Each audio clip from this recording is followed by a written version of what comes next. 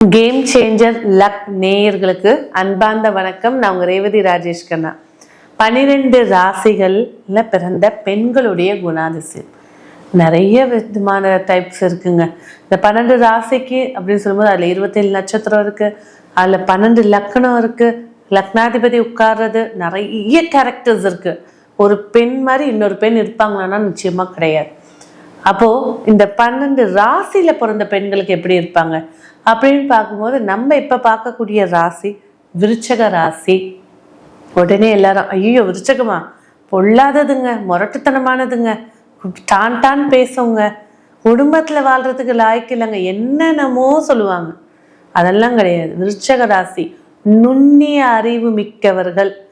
ஒருத்தரை பார்த்த உடனே அவங்களோட கேரக்டரை சொல்லக்கூடிய, இப்போ உள்ள சைக்காட்டிஸ்டா இருக்கட்டும், ஸ்பை சொல்லக்கூடிய இராணுவத்துல இருக்கிறவங்களா இருக்கட்டும், விருச்சக ராசி தான் அதிகம். இந்த விருச்சக ராசி பெண்கள் அப்படின்னு பார்க்கும்போது ரொம்ப ரொம்ப என்ன சொல்ல, கால்குலேட்டட் எஜுகேட்டட் மைண்ட் உள்ளவங்க.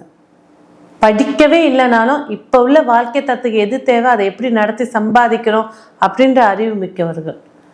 கொஞ்சம் இருக்கிறத வச்சு எப்படி அனுபவிச்சு வாழலாம், போதும் இந்த சொத்து வாங்கினா போதும், இன்னும் என்னத்த சொத்து. இவங்களுக்கு பூர்வீகத்திலேயும் ஒரு சொத்து அமையும்.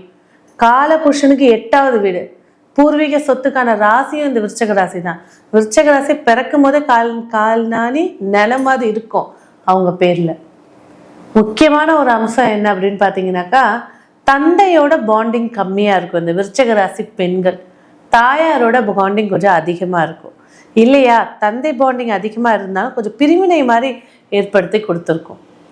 அதே நேரத்துல ராசிநாதனே 6ஆம் அதிபதி, 3ல உச்சம், ஹைப்பரோட உச்சகட்டம் விருச்சகம். சோம்பேறித்தனம்லாம் சொல்லிட முடியாதுங்க. அவங்களால முடியாத ஒரு வேலையே கிடையாது. அது 2 வயசு குழந்தையா இருந்தா என்ன, 90 வயசு குழந்தை இப்பயும் போய் சமைச்சு உட்காந்து சாப்பிடும்.